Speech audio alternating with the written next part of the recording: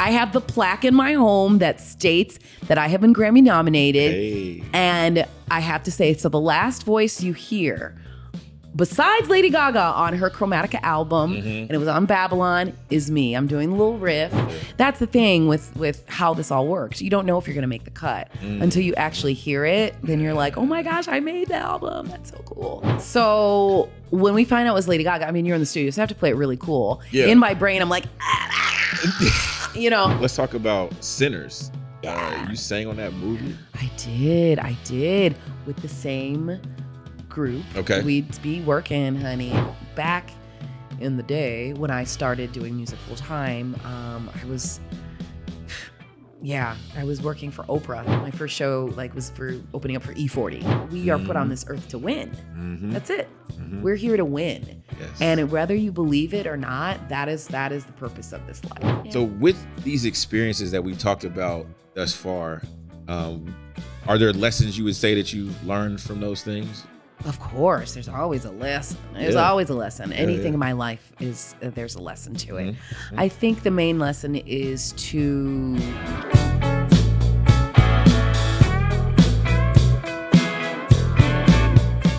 She's Grammy nominated for her work with Lady Gaga. She's appeared on Jimmy Kimmel. She sang on the movie Sinners. She has toured all over the world with Postmodern Jukebox. Tia Simone. Hi. Thank you for joining me. Thank you for having me. I really appreciate it. We did it. Yes. My first time around, I kind of ghosted you. I'm so sorry. I apologize. I wasn't gonna bring it up. I tell on myself. Okay, so yeah, I respect it. Accidentally did that because I was sick and it was crazy. And thank you for having me. Thank you for continuing this podcast relationship with me. No, I appreciate you being here. I appreciate you coming through. Thanks. Just while we brought it up, talk about it. It was funny because and Dion is here, who's like helping do the podcast, and he was laughing because my bad. I called you that day, and you were just like, hey, what's up? How you doing? Literally I'm like, hey, who's this? What's going on? What's going on? Broadway, what's going on? And I'm like, I'm at this spot. What's going on? And I'm like, oh my God. Is it the day? Is it happening? Oh, I felt, and the thing is, I'm a very communicative person. I'm a very professional gal. And that was just, and one of my really good friends. So I was like, oh my gosh, it was just like blow after blow after blow. I felt so horrible and sorry for you because I know you showed up as well. And I'm here. I wasn't even going to say anything until we got on this because I wanted to give you both of you, a proper apology. No, all good. I wasn't even going to bring it up, but it's all good. I tell him myself. I'm honest. I appreciate that honesty. But yeah, much respect. But no, thank you for being here. Absolutely. Thank you for having me. Let's get into it. Cool. So Grammy nomination, working with Lady Gaga. Yeah. That's insane. I mean, how was that? It was great. So it's so funny when no one says that. You've only said Grammy nominated. I have the plaque in my home that states that I have been Grammy nominated. Hey. And I have to say, so the last voice you hear, besides Lady Gaga on her Chromatica album, and it was on Babylon, is me. I'm doing a little riff and everything. And so, it was about, I don't know, it was my group DC6, which is, we do gospel, Motown, all kinds of stuff. We started as an a cappella group.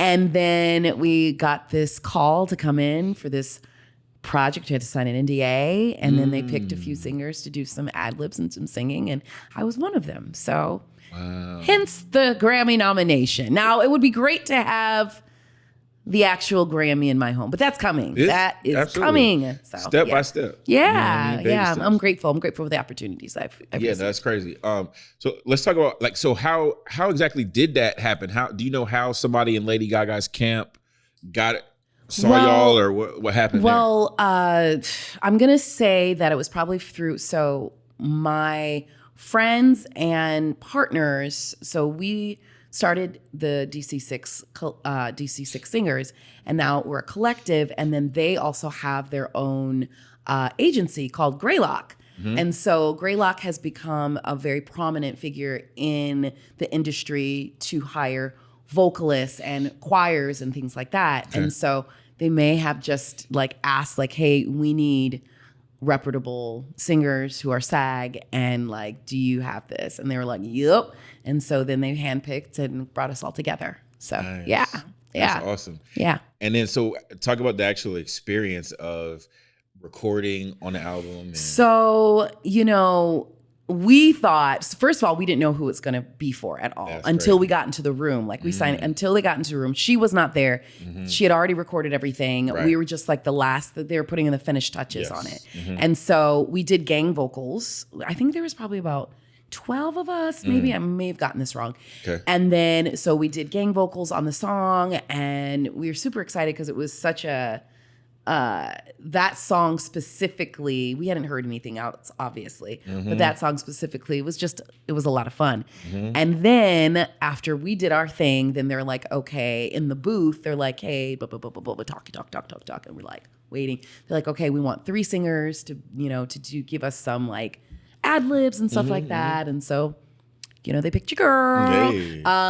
It was myself and my friend Javon, and I can't, maybe it was Ronnie as well. I can't remember exactly all of them, but I know I did it. Yeah, I was there, yeah. And we laid it down, and that was it. And then you don't hear anything. And then that's the thing with how this all works. You don't know if you're going to make the cut until you actually hear it. Then you're like, oh my gosh, I made the album. That's so cool. Yeah. So yeah. That's crazy. Well, first of all, 2 moments I want to talk about. Number 1, the moment you walk into the studio and you realize, oh, this is for Lady Gaga. Yeah. And then number 2, when it comes out, the moment you hear it, and you're like, oh, this made the album. My run made the album. Oh. Yeah. So when we find out it was Lady Gaga, I mean, you're in the studio, so I have to play it really cool. Yeah. In my brain, I'm like, but inside, like, what was that outside, again? I'm like, You were cool, like, man. Yeah, that's great. Yeah, totally. Like, I've done this before. You know what I mean? Like, that kind of thing. Yeah. And then it was during pandemic that it actually came out. And I remember I was like, my next door neighbor, who I don't live in anymore, Victoria, I love you. She was next door, and it was right before pandemic, and literally it was playing it came out, and I'm like, oh my God, I hear me. And I called her over, and then we were like, it's so cool. So it was a lot of fun. I really think Lady Gaga is fantastic, and what a talent. Yeah, it's really cool to be a part of something that you actually, because I've done other stuff where I'm like but happy to get the check. But yeah, it was a lot of fun. Yeah. Oh, that's amazing. All right, so let's talk about Sinners. You sang on that movie? I did with the same group. Okay. We'd be working, honey. Yeah, I see. Once again, did not know. They never tell you what the project is. We get in there, and there's probably, I want to say, a choir of like 20. And it was called Grilled Cheese. Okay. Probably like the sleuths online, that people probably know that. The project was called Grilled Cheese. We had no idea who was in it, what it was, or anything. And so we're on the sound stage of, I think it was it Paramount or I can't remember what sound stage we were on, but get in, and there's, they basically have recorded everything for the most part. Like, once again, we're like the final touches. And so we do a couple songs. So I'm on the song, which is the Irish Jig, that one. On the first song, that they do a version of This Little Light of Mine, and then you can hear me on that one. You hear my wails and stuff. Hey. And then, of course, the title, the I Lied to You, was on that. And so it was incredible to then find out that this was we found out a little bit about that it was this movie with Michael B. Jordan, little whispers in the ear, during the session, but did not know it would get the acclaim that it did. And it's so amazing to be part of something so beautifully Black and powerful and such an art piece. And watching the movie, we got to go to a screening. They had us all go to a screening over there. In Century City, by the airport, kind of. I guess that's where all the basketball players, all the Lakers they go see their movies. Because LeBron was in the next, next theater, and I stole all their candy, but it's fine, whatever.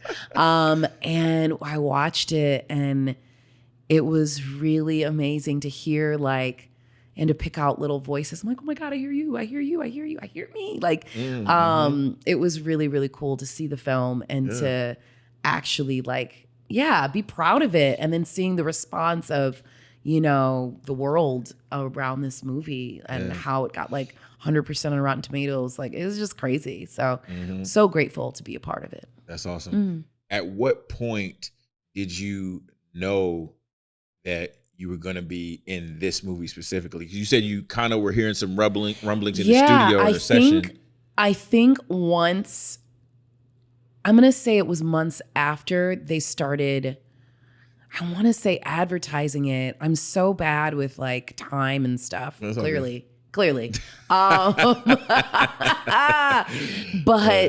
I think it was some months afterwards, like we started seeing like just a little hint of you know, trailers or like this is coming up. And, you know, we've got people checking like the threads and stuff to see if there's anything coming about this movie.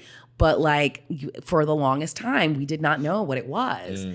But we did know Michael B. Jordan was attached to it. And so, you know, we kept up with that. And so then when he started promoting, we're like, oh my God, this is the movie. Wow. So, yeah. That's incredible. Yeah. Man. And then you also performed on Jimmy Kimmel. I did. And that was kind of attached to the movie. It was a sinner's performance. It was the performance for I Lied to You. You know, with everything happening right now, with all the award season and stuff like that, you know, they want to give a nod to, you know, the soundtracks, the movies and whatever. And so I got asked with 4 other friends that worked on the movie to then do backup for Miles Canton, Raphael Sadiq, and Ludwig. And it was awesome. It was amazing. Like, we were just seeing everything come together for that performance specifically because, you know, like Miles learned how to play this guitar in like, I don't know, 3 months or something ridiculous.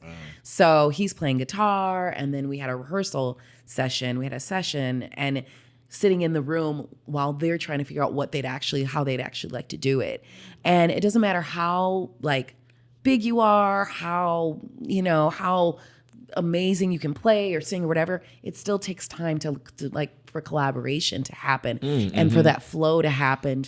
And to see it all come together and then be on the stage and like really enjoy that performance. They did a great job. And we did a great job too. No, that's super awesome. I guess talk more about that whole experience. It's like being on Kimmel, the rehearsal for it. Like, how was it being around those guys? Yeah, it was great. I clearly, like, you know, in my life, I have been in LA for 20 years and worked in the industry in all kinds of ways. And to be around such prolific folks like Raphael, and we did a performance at UCLA. It was basically the same thing, but just being able to like actually have conversations with these people. He was very kind, very open. Miles is such a great kid. I cannot wait to see how his career progresses. Like, it's gonna be, I mean, he's such a kind heart and such a talented. He comes from a very talented family. And then Ludwig, you know, just the way that I just love to watch people and to see the wheels turning and the way, you know, he approaches things and the way that he thinks and the way that it just all came together. They were just very kind to, like, they made sure, like, hey, we got to make sure we say the singers, and are we going to do it this way? Like, we weren't just treated as backgrounds, you know, we were treated as artists, which was really lovely. Nice. And then, you know, this is my second time on Jimmy Kimmel, and I was on there doing something else, like, I don't know, a couple of years ago, part of his monologue.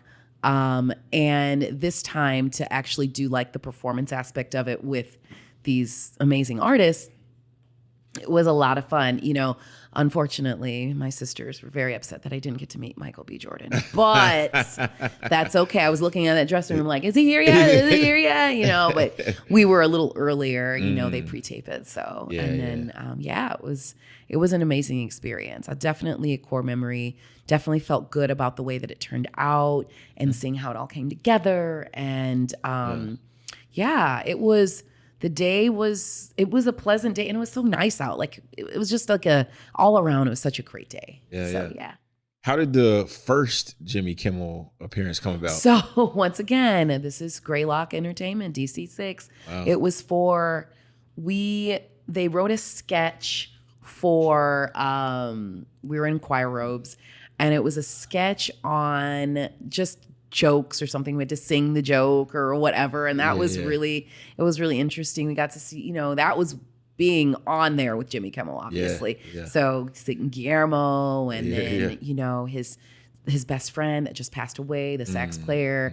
I was so beautiful that I got to be on that stage with him.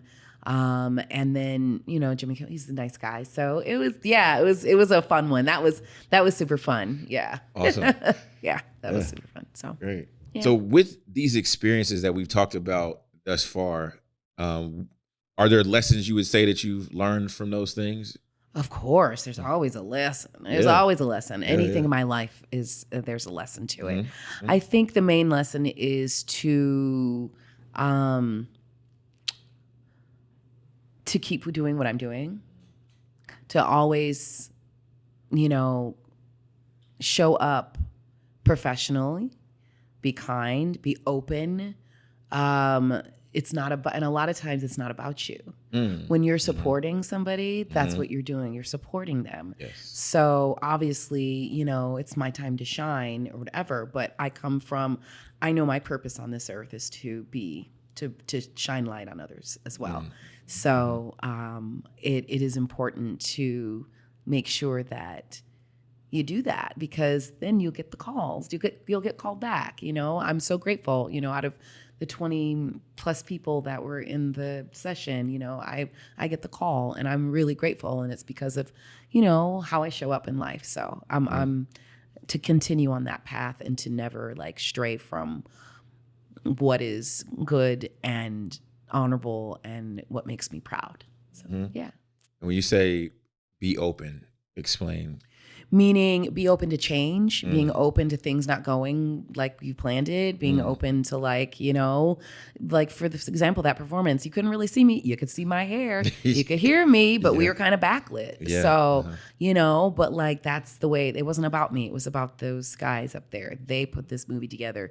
They were the movie. So it's important to adjust and be open to the present moment, because if you're thinking about other things or thinking about, oh, I wish I was this, I wish I had this, I wish I had the spotlight on me, that's not where I'm trying to live. I'm trying to be in this moment in the way that I'm supposed to be, which is right here on this stage, supporting and enjoying it. So that's it. Awesome. You've been working with Postmodern Jukebox as well, and for years, done a lot of touring around the country and things like that. How has that experience been? Yeah, PMJ, Postmodern Jukebox. Yeah, it's been quite a journey with them. I started with them in 2019, I want to say. Okay. Or is it 2018, 2019? So I had Just say pre-pandemic. I feel like there's at this point just I pre-pandemic. just don't know what. Yeah, it was post-pandemic. definitely pre-pandemic. So then I was on a roll there with them. So my first tour was overseas, and I'm Buddhist, so I chant. And so I chanted for the opportunity to go overseas. And that just happened to ask me to do that. Wow. And so I did that tour, and then I did the US. I wonder if it was only a couple tours, and then pandemic hit, and I was it was all gone. So I say that I've been with that band for now 5 years or so, but it really feels like 3 or 4. And such great opportunities. I've toured this country, and I've toured before with other bands, but toured the country.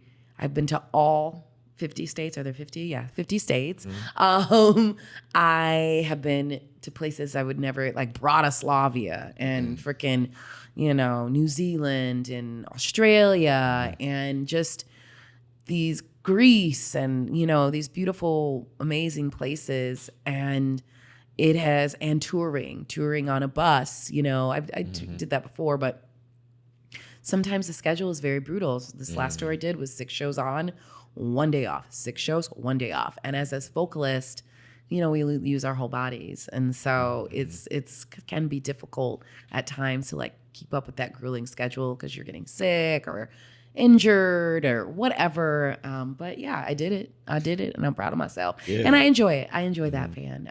We've got some really great players and I've made the best friends from that. Awesome. From that band. What do you do to keep up with the brutal schedule, or what are some tips? I do drugs. No, I'm just kidding. No judgment. I mean drugs as in medication Okay. for my brain, medication for my body. Okay. No, I like for the most part, like I really try to like this last tour was so, and you know, I'm getting older too. This last tour was so hard. So I didn't really go out that much. Like I love to party with them and all that stuff, but I was up in my bunk, like trying to get as much rest as possible, because it is brutal at times. And then, you know, also just, it's also hard to eat on the road because, you know, you get done with the show and then what's there after show food is like pizza. So like trying to figure out what to eat during the day so that you're just not like a freaking lump all, you know, and trying to persevere through that. So it's a lot of like self-care. Like, you know, I think I wash my face more on tour than I wash at home. Like, you know, like, and because of the makeup and all of the things, but that helps. And then just making sure that, like I said, I'm try to stay present and try not to, you know, certain people get on your nerves and you gotta make sure you try to deal with that, you know, personalities and things and people and all of that. And, you know, I'm a lot at times as well. So I try to be very mindful of my space and of what I take in and what I put out. Okay. Yeah. Right on. And how did that relationship with Postmodern Jukebox, how did that situation start? Was that another DC6? No. So at the time I had a manager. Her name is Mia Apatow. I don't know if you know Judd Apatow. He does all movies and stuff. So it's his sister. Okay. She actually had referred me. Scott Bradley, who founded and is the leader of Postmodern Jukebox. Okay. Her neighbor was his money guy, and he was saying something about how, you know, he wanted some new talent or like feel motivated. So she was like, "Hey, you got to meet Tia Simone." And so he used to live here. So what you do, you go to his house, sit there, talk, and play a couple tunes he plays some tunes, see if you vibe. And like, it took a little while because I was touring with an artist named Andy Grammer, singing backup for him at the time. And so I didn't tour with them like right away. I like did a photo shoot or something and like did a couple of videos, like backup for a couple people on their videos and stuff. And then the time came where they're like, "Hey, is Tia available? We'd love for her to do this tour." And that's how it came about. Awesome. Yeah. Awesome. And you work with Andy Grammer as well? That's cool. I sang backup for Andy Grammer for about a couple of years. Was it 3 years? Yeah, somewhere like that. And how was that? Yeah, it was great. It was my first time singing backup for a pop star or I guess a well-known celebrity or whatever you want to call him. And so it was fun. I had a lot of fun. And I think that being a BGV, a background vocalist, I really enjoy it. I really enjoy being a background vocalist. I love supporting. I love being able to uplift. And that was the thing. My friend Lauren Smith, he actually got me on that gig. We were doing something for, it was Ellen at the time. And we were singing background for, I think, Arctic Fire on Ellen. And then he got the call saying, "Hey, we want some background singers for this." And so he was like, "Absolutely. I've got, Tia." And so we did NAMM, the conference. And so we did a performance at NAMM with him. And it was awesome. And so I didn't realize we were going to go on tour or anything like that. And so then got the call saying, "Hey, he wants to add background singers to his tour." And that's how that came about. And so it was a lot of fun. It was my first time like doing bus tours or anything like that. Like I had done like, van life, like I always call myself a late bloomer because I was 30 when I started focusing on music full time. And that was a while ago. Yeah, so, like the kids, like when you're 18, 19, they do van tours where you're sleeping like in the van, and then I was sleeping 5 people to a hotel room and all that stuff. But I was doing that then, like in my freaking like early 30s. Yeah. And so then leaving that and then going to this, I was like, this is luxurious, but it was a lot of fun. Those were some great shows. Andy's fans are amazing. A lot of them still keep up with me to this day. Oh, wow. Just a really beautiful, beautiful camp. Awesome. Yeah. And then appearing on Ellen as well. Like, yeah.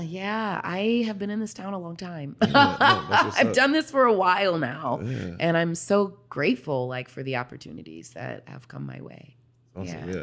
And talk about that experience. It's like being on Ellen. Like. Yeah. It's funny because it was once again with my DC6 crew. Wow.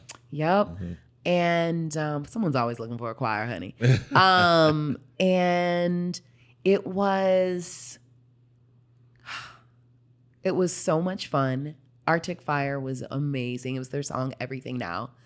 And all I do remember was, makes me tear up, Twitch was alive at that time. Do you know Twitch, the dancer? Yes. And I have been a Twitch fan for a very, very, very long time.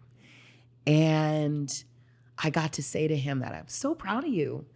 And I'd seen him one other time. I was had a cabaret group with my friends, and we were at a studio in Burbank, and I think it was Evolution Studio or something. It was more like dancer, so he was there. And I was just like, oh my God, it's Twitch, blah, blah, blah, blah. But being on Ellen and seeing him and being able to like tell him like, I see you, I'm proud of you, was like a core memory that I will never forget. And, Ellen's fine, whatever. Yay, yeah. Ellen. But that was that meant more to me than he meant more to me than even meeting her or seeing her or whatever. So, but it was a great time. That was a fun time. Yeah. DC6 be working, honey. DC6 be working. I was on tour when we did Get Out. We sang on I didn't sing. They sang on, even though I should have, but I was on tour. It's fine. It's fine. Okay. On the Get Out soundtrack. Wow. And a lot of other things. Yeah. So you've mentioned DC6 several times. How did that come about? So when I moved to LA, I was looking for places to sing. Mm-hmm. And so I went on Craigslist, and that was when Craigslist was the thing. And there was an ad for a gospel choir. Now, I grew up in the church, but I didn't grow up in the church. Mm-hmm. So I never really did gospel. I sang classical music and opera, and then I went to jazz. And so I was like, I want to be in this choir. And so the director at the time was Duro K. Farrar, and he had never had a gospel group either. And so we started this group. There's like 12 of us, and then now, so this choir was called Selah Gospel Choir, and so now Selah Gospel Choir is very much bigger. Like I left that choir probably around like 2011 or something like that, but then he picked select people to be in a smaller version of this gospel a cappella group. And it was gospel Motown, and then we flipped things and did a cappella. And so we got our start in doing shows around, it is in Pasadena, doing shows around Pasadena and all that stuff. And so after that, after a little while, he ended up moving. And so we took it on as our own group. So I'm one of the founders of the group. And so Ronnie and Javon, they decided that they were going to start their own agency so that they could help start promoting DC6. And so, after that, we just kind of skyrocketed and got we've done some amazing things together. And I can't wait to see what we do next. But it's been really wonderful being, a part and seeing the growth of that group. Absolutely. How do you go from starting this thing with a small amount of people in Pasadena to then going on to do TV shows and movies and all these things? It takes time. It takes time. I think it is diligence of like actually being good at what you do and people seeing that. How you show up is important. We had some organizations that we had worked with. We work with this organization called Musique. Okay. And Musique is a nonprofit, and they bring live music to the masses. Okay. Like basically a lot of rich folks in Pasadena, which is great. Yeah. But they've expanded as well. And DC6, we started, like, I think one of our first shows was with them before they were even what they are now. And so their reach and our reach, have come together. And so that kind of just flowed out, and the calls started coming in, and especially, with Greylock taking over, they're, pushing us for this, or like, and doing the work and getting seen, because we're actually really good at what we do. So that matters. It really does. Yeah. So, I mean, putting in the work and being good, showing up, be also strategic partnerships. Absolutely. You say, there any other strategic things that you could say that you guys did to?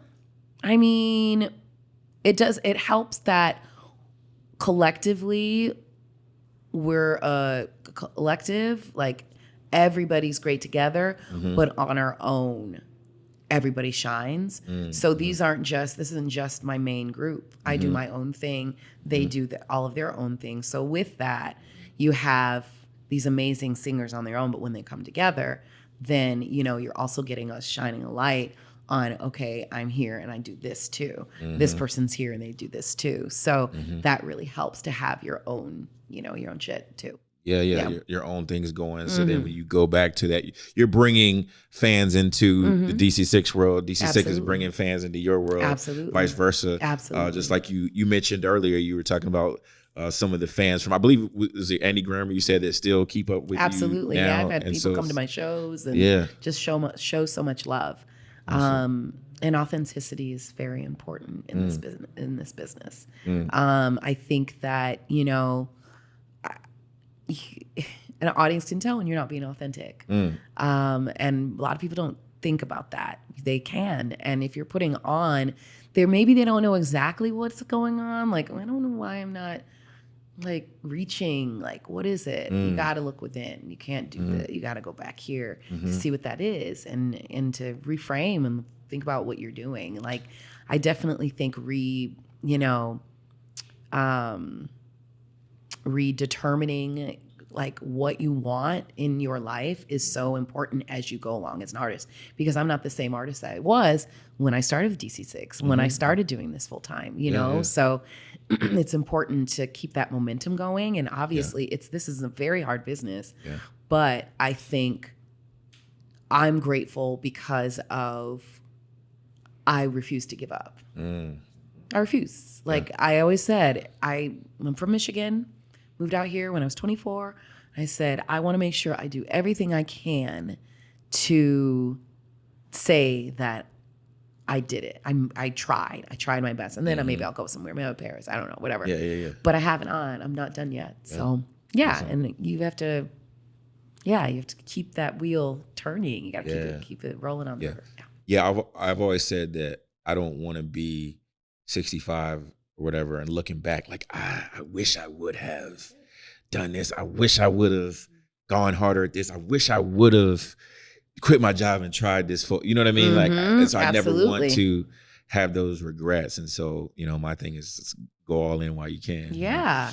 I also wanted to ask about, you mentioned authenticity earlier. And I feel like that is it's a buzzword that gets thrown around a lot, but like, what does that actually mean to you? Authenticity is something that's inner, that shines out. It's not this here, it's this there. And so when I'm performing, I think one of the best compliments I get is like, oh my gosh, you were you gave your life on that stage. Like I could see your heart. I could see you like you're real. Like that is over anything else, because I really try to make sure that there is how dare you? How? Okay, first of all, fired. Dion's phone. Okay, there was one day. Now that we've opened the can, there was one day we're doing an interview, right? Yeah. And then like his phone it's like he just dropped it. Like it was like 2 or 3 times. That the phone just, oh my God, I've done that. I've done that in a session. It's bad. Because like it was one time and it's like, okay, cool, you dropped your phone. And then maybe like 5 minutes later, it's like again. Gosh, Butterfingers over there. That's hilarious. And I know Dion is a comedian, and I know this is like eating him up right now that he's not on a microphone. You should be. Get over here. Defend himself right now. I'm sorry, Dion. I know this is killing you. I apologize, brother. That's hilarious. I mean, I was going to ignore it until you looked over. So I said, nope. I'm going to call it out. Talk about authenticity. This is authentic right here. No, 100%. But all right. It's authenticity. Yeah, the word gets thrown around a lot, but I think it's really about, how, I don't know.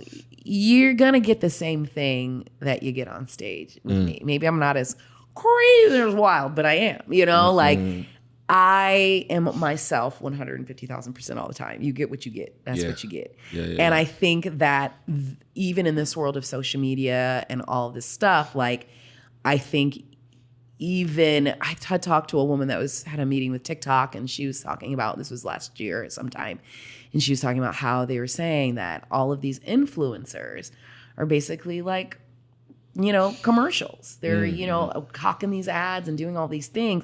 They just want people to tell the stories of their life, like what's going on in your life, because that's what people want to see humanity. They want to see you being just a human, just as you are.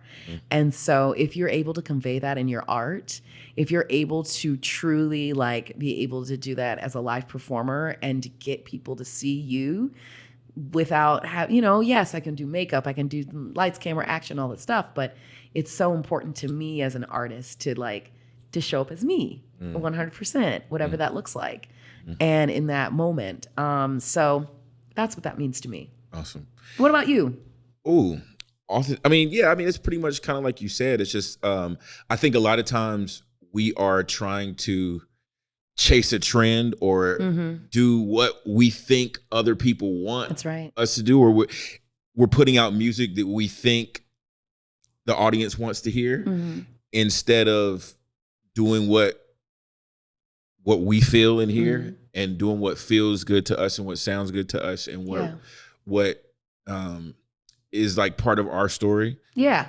And I feel like when you do that, then people can feel that. People know that's like absolutely authentic. And I think it's a little bit easier now because we have, let me say this, the big label machine. That was what they did. They created a product and they have a market. They're supposed to tend to that market. Now, with a lot of these artists being independent, it's a little easier now to have reach with just being yourself. Like putting out a product that is you versus having somebody else tell you who you are. Sarah Bareilles, like back in the day, did that song about and that was a hit, and she did it exactly the way that she was going to freaking do it. So it is, there is reason behind the madness of the marketing of the machine, but there's also something that I feel like as artists, especially with AI and all this stuff. This is why I love doing live shit, because it's important. Can I cuss on this thing? Okay, great. Because I'm a cusser. It's interesting to see the new artists and seeing the direction that people are going. I love listening to KCRW 89.9. I love listening to their eclectic music all over the world. And some of the songs I'm like, my gosh, like this is really freaking, just listening to people that I would never ever find. And partly I don't listen to a lot of music anymore unless I'm learning it, you know what I mean, or singing or whatever. And people are like, have you heard this? Have you? I'm like, no, I haven't. Yeah. But I do find now that I'm older that my ear needs something new. The market is very oversaturated with a lot of things that sound alike. Not that they're not fantastic, but like my ear needs to tingle a little bit. My senses need to be drawn in to something. So yeah. One thing you were talking about is how you have, and when I say you were talking about, this is something you told me beforehand, but how you have backgrounds in a lot of different things and a lot of different styles of music. And one thing that was interesting that you said is that there was a point where you realized that I don't have to just be rock, or I don't have to just be, classical. I don't have to just be jazz. I can kind of blend things together. And I mean, I think that goes to what you were talking about in terms of like your ear tingling, like when you bring in these different styles and things that mean something to you and create something different, something unique. I think that's cool. Yeah.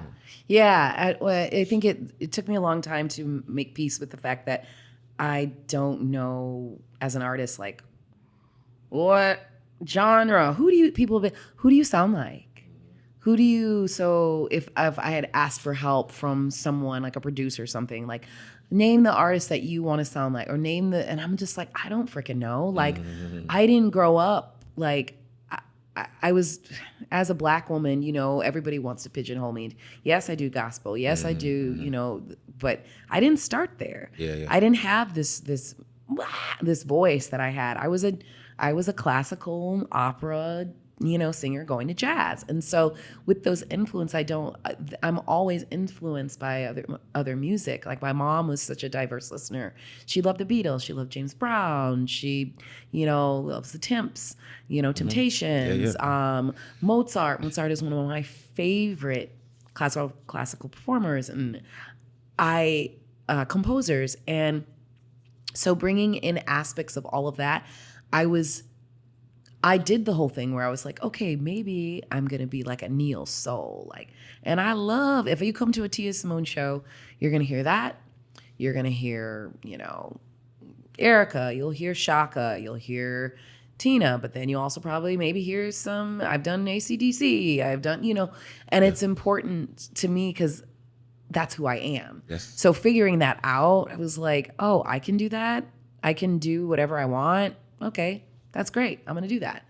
And I guess it's bode well for me so far. Absolutely. Yeah.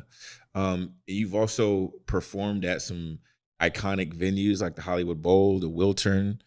What were those performances for? So the Wiltern was a couple years ago, and that was Postmodern Jukebox, which was cool. I was actually a guest. I wasn't on tour at the time. They had me come and guest for that show, which was really cool. That's awesome. And then Hollywood Bowl, actually back in the day when I started doing music full time, I was working for Oprah, of all people, doing human resources. And I left that job. But before I left, I started working with this band called Thought and the Villains, which was a 19-piece New Orleans orchestra and cabaret show. And so we did Simpsons Take Over the Bowl then. And that was my first time. The second time was, it was just recently in the last couple of years. So T.I. did a Juneteenth. So I sang on that. Awesome. I was one of the muses from Hercules for the Disney did an 80s 90s night. Okay. And this is all like that was DC6. And then we did our own set for the Blue Note Jazz Festival. Yeah, this last summer. Yeah. And that was amazing because it was our own set. And that was awesome. With Willow Smith being the headliner and stuff. Yeah, wow. It was really cool. Wow. T.I., Willow Smith. Yeah, that's great. Yeah. Awesome. Yeah. I mean, honey, I have a span of people that my first like big performance in LA was singing backup for this artist named Toni Monroe. Toni Monroe was a before like a Meghan Trainor, before Lizzo. She is still white girl, but she was a rapper and she was a big girl at the time. And we opened up for my first show, like was for opening up for E40. Nice. I love me some E40. And Too Short. Hey. So like it definitely has spanned. I got to freaking rap with Corrupt on like stage. Yeah. Like when was that? That was with Toni Monroe. Yeah. Wow. Yeah. I was back in the DAY when I first was like, all right. Like I'm doing this. Let's do this music thing. Wow. Mm-hmm. So how did the rapping with Corrupt happen? So Tony had this song called what was this song called? She sampled. No, that's right. She did sample stuff, but she did a song with Corrupt. And so he ended up being on stage, and then we did The Homies Can't Have None. Like we did that, and I was up there like rapping. I mean, I know all the lyrics. Like it's just, it was awesome. That was definitely a core memory. Did I see that you did something with Teddy Swims too? Yeah. So I got a call to do backgrounds for him on a couple of his videos with a couple of friends of mine. I got a couple of friends of mine to do it with me. Yeah, cool. That was fun too. Did like four of his videos. And was this through a DC6 connection? So no, this was through Andy Grammer's former manager, and she was like, "Hey, we need some singers." I'm like, "I'm on tour." I'm like, "Yeah, I got it." And again, that all goes to the importance of just how you show up and being professional 100%. And all that, because 100%. You never know down the road 100%. Who's going to need something to be like, oh yeah, I got somebody for you, because they did their thing. Yeah, absolutely. Yeah, absolutely. Also, you do some shows in Vegas as well. Mm-hmm. Yeah, been working in Vegas this last year with the Fontainebleau Hotel. Mm-hmm. I sing in the Nowhere Lounge. Michaela Gordon, she was on American Idol, and it's her gig, but then she books other talent to come in when she's not available, or whatever. And so March was my birthday. Was my first time doing the little residency there, and then October, and then I closed out the year with them for New Year's. I was so sick. Oh my God, I don't know how I got through that, but I was so sick. Wow. But I got through it, and then I'm gonna be going back there at the end of this year, like October. All right, sweet. So I think somewhere at the end of the year. I don't know. Very cool. So what goes into kind of putting on that show in Vegas?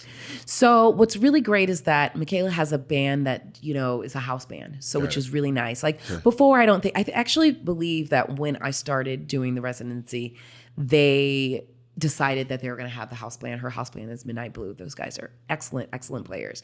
And so with the prep for that, it's like, it's more of like a jazzy lounge, but I definitely I do jazz. I do a mix of stuff, but I bring the soul and the jazzy soul rock kind of feel to it.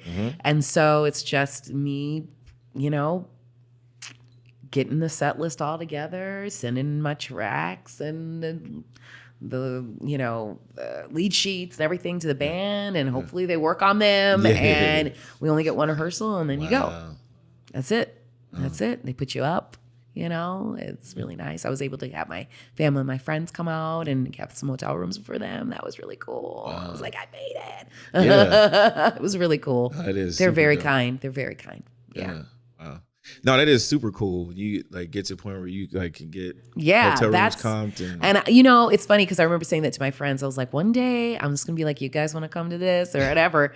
And I actually did it, and it feels really good to be able to do that, because it's it's hard being on the road. It's hard being away from family. I've been away from my family for 20 some years, and it's even my friends here, I'm so grateful for the friends and family I have that, especially my friends and obviously my family, but where I live, my friends, for not dropping me, because I'm not around, and just because I'm in town. I was just telling my friend yesterday, I saw her, just because I'm in town, now it's time to hang out with me. But, they're so great. And to be able to like be like, hey, actually come and enjoy this, hotel. It's not much, but enjoy the hotel room for free. And like, it feels really good to be able to like do stuff like that. And my mom was able to come. My mom like hates to fly, and it was really nice to be able to have her to have that experience and stuff. So that is awesome. Yeah, for sure. And I love, talking about moments like that on this podcast, because I feel like, for a lot of the artists, there's those moments where you, it is very hard. Yeah. And you want to quit. Yep. And there's, all those things, all those times. And, to have those moments where, you're in Vegas, you're doing a show, you can invite your friends and family out, and it's like a lot of grind too. Like you said, like you're away from the friends and family. And then I don't know about you, but like sometimes like you can question like, what am I doing? You know what I mean? Yeah. I think definitely. Have I thought about what am I doing?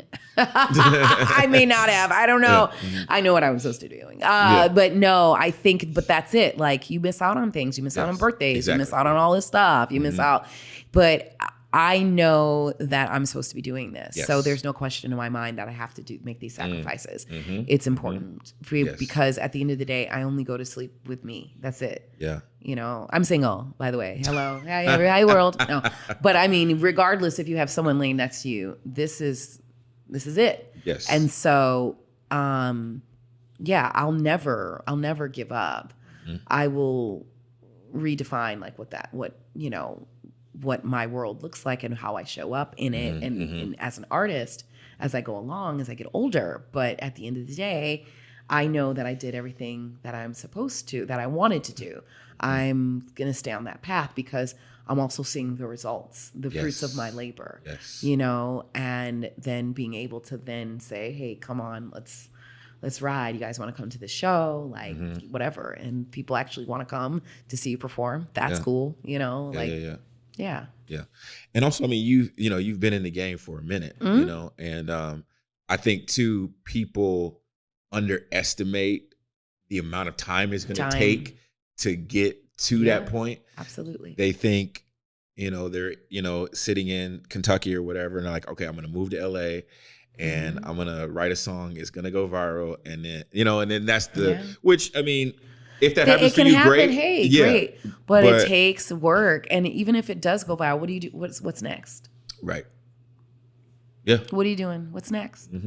You got it. You got it again. It is, the grind is not for everybody. It is not for everybody.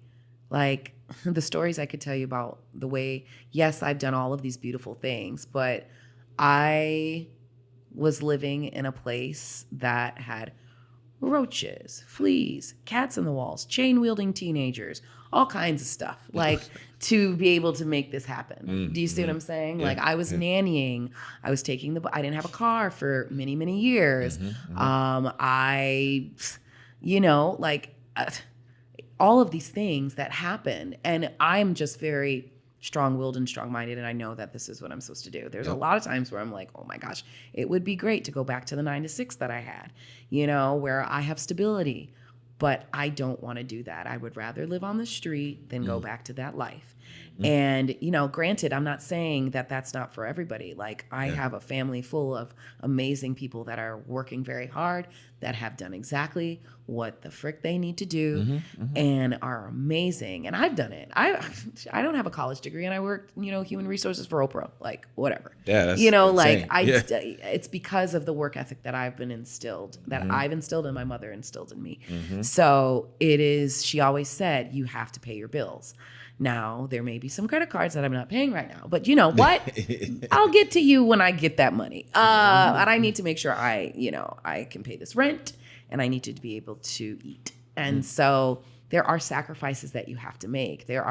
This is not just me, la, la, la, la, la. Oh yeah, this opportunity came and this opportunity came. It did, but not with all the other things. Like a nickel is not a nickel without the other side. Like you can't have a nickel without the head or the tail. You know what I'm saying? Yes. Like there's always going to be another side of something. Struggle is something that is always happens, but we are put on this earth to win. That's it. We're here to win. Yes. And whether you believe it or not, that is the purpose of this life. So take advantage of what you got. And, I always say, if you're good at what you do, if you're passionate, if you never get up, it just has to work out. Yes. This is how the universe works. Yes. It just does.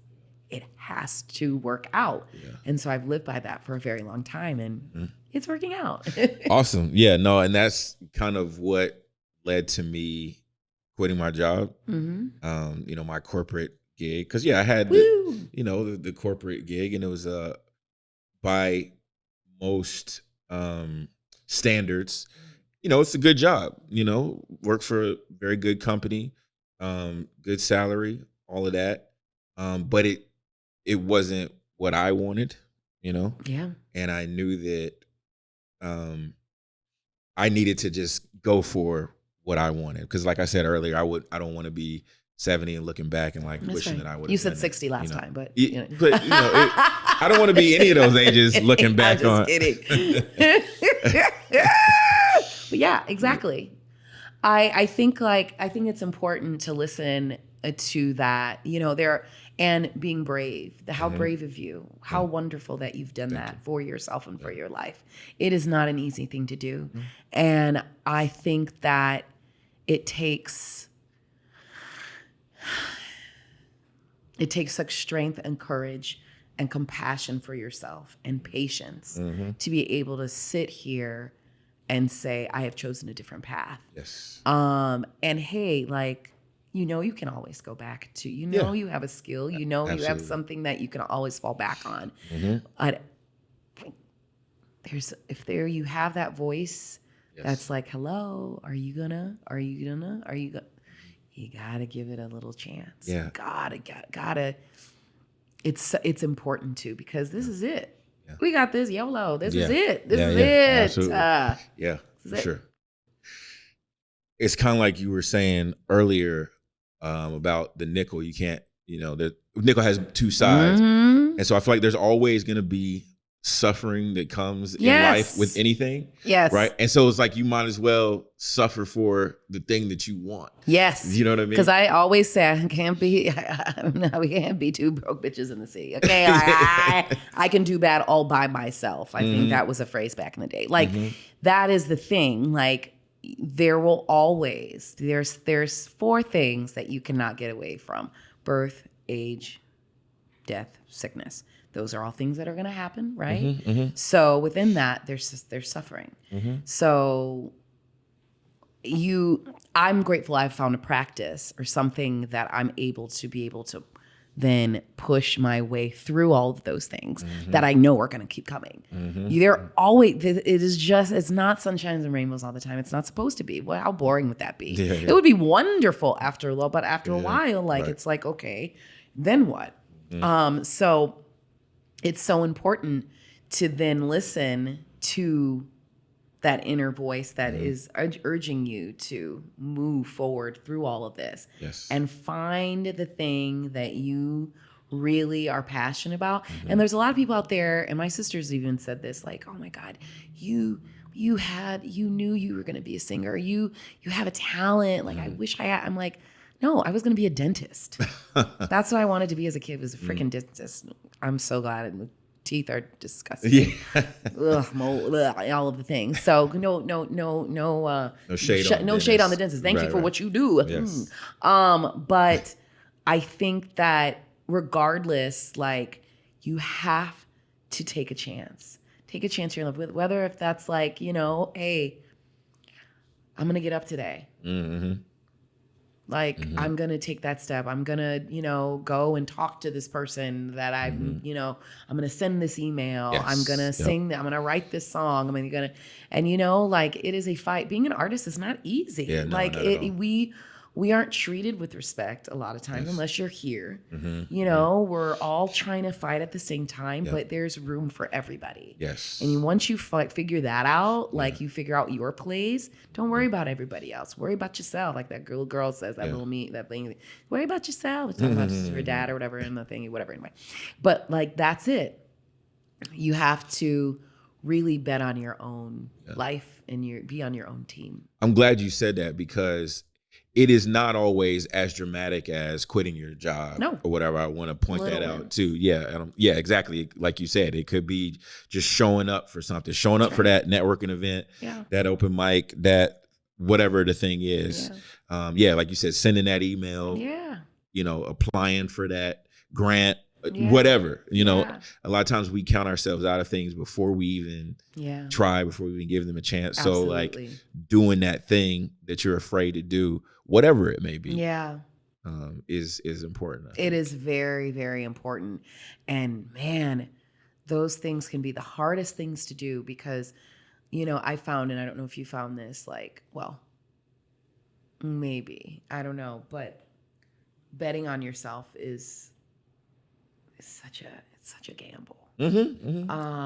And understanding that, you will fall. Yes. You're going to fall down. Yes. And it's about how are you going to get back up? Like if I didn't have, that's why I always say you got to go inside. If I didn't have the Jimmy Kimmel, if I didn't have the Sinners, if I didn't have the Lady Gaga, if I didn't have all this stuff, would I be okay as a human, just as a human before I'm a singer? Yeah. I'm a human first. Yeah. So you have to tend to yourself as well. It's so important to be able to fuel your life. And if that's what your art does for you, then do it. If that's what you need to do, then figure that out. Figure out what that looks like for you. Don't worry about what everybody else is doing. That's the hardest thing for me. We call it in Buddhism, my one true evil is self-doubt. Self-doubt. And look, I've done all these amazing things on the road to it. It's been like army calling through shit. But man, the moments that I've been able to really enjoy and to truly grow from, that's the win. Yeah. Yeah, absolutely. And I remind myself recently too, because, not every performance is going to be, your best one either. And, and sometimes I can be like I can get down on myself, but I have to remember too, like, pro quarterbacks have games where they throw several interceptions, it happens. And they can keep being pros. It's about how you rebound from those. What are you learning from those experiences? Yeah. What are you going to do next time to decrease the likelihood that it happens again? And it may happen again, but what are you going to do to try to decrease the likelihood that it does happen again? Yeah. And that's just learning from your experience. You always got to take something with you. Yeah, absolutely. One other thing I wanted to ask you about, Ludacris shouted out your hair. I saw online. Yeah, that was a great moment. I was in Qatar I had gotten this opportunity to sing there for like Thanksgiving, and it was for like the F-150 like thing or whatever. And so the first night was Camila Cabello. Oh no, excuse me. First night was Shaggy and T.I. Oh wow. We'd open up for, nice. And then the next night was Camila Cabello, and then Ludacris closed out the thing. Now, when you're doing these gigs like this is thousands, millions of dollars that they're putting for like a dinner for people. Yeah. All this stuff and all these celebrities and everything.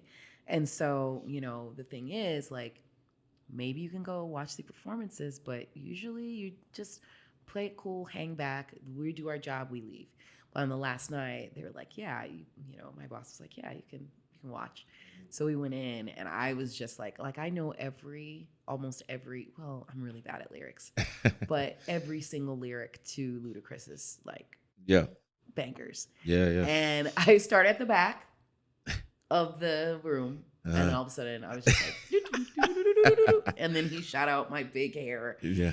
And I didn't even notice that he did that, because I was just like, and then I saw the video. I was like, oh wow. Shit. Because I think in the video I was like, cool. Like, everybody was like, oh. And I was like, oh yeah, whatever. I didn't even know. I had no clue. Because I couldn't hear. I was just like enthralled with the performance and rapping and blah, blah, blah. But that was a cool moment. Yeah, I really, and I appreciated that gig. I got to sing some jazz, and that was fun. Awesome.